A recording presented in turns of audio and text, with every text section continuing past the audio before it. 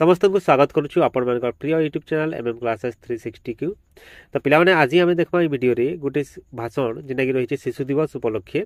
तो आम सर्टकट रे जदि कहबाले चाहूँ ताहले ई वीडियोटा बहुत उपयोगी हेबा मन लगी।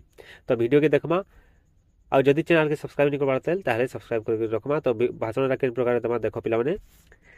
सम्माननीय सभापति महोदय, पूज्यास्पद शिक्षक मंडली, मोर प्रिय सहपाठीवृंद एवं स्नेहर छोट बड़ भाई और भौणी माने, आज यही शुभ अवसर में मुझे हार्दिक शुभेच्छा और शुभकामना जनाऊँगी।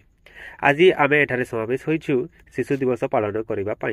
यह दिनटी हेउछि आम देशर प्रथम प्रधानमंत्री पंडित जवाहरलाल नेहरू जन्म जयंती। से 1899 मसीहा नवेम्बर 14 तारिख दिन मोतीलाल नेहरू और स्वरूपा राणी सुयोग्य संतान रूपे जन्म होइथिले। से केवल भारतीय स्वाधीनता आंदोलन एक प्रमुख नेता नुहंती, बरं शिशु प्रेम और शिक्षार एक अदम्य प्रतीक अटंती। नेहरू शिशु मानक जातिर भविष्यत बोली मन करुथिले। से विश्वास करुथिले जो देश ताहार शिशु मानक ज्ञान, नैतिकता और सुसंस्कार दे पालन करे, सही देश निश्चित भाव उन्नतिर शिखर को स्पर्श करे।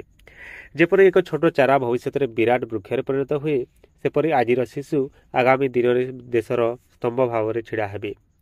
शिशु दिवस मात्र आनंद और उत्सवर अवसर नुहे, यह हेउछि शिशु अधिकार, शिशु शिक्षा और शिशु सुरक्षा प्रति आमर दायित्व को मन पकाइबार दिन।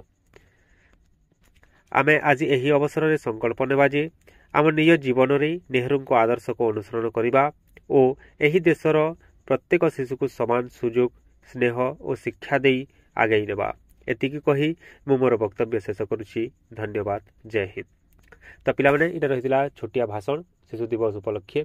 जदि भाषणटा भल लगला ताले निश्चित भाव लाइक करबो। आ जदि चैनल के सब्सक्राइब नहीं करी ताले सब्सक्राइब करके रखबो।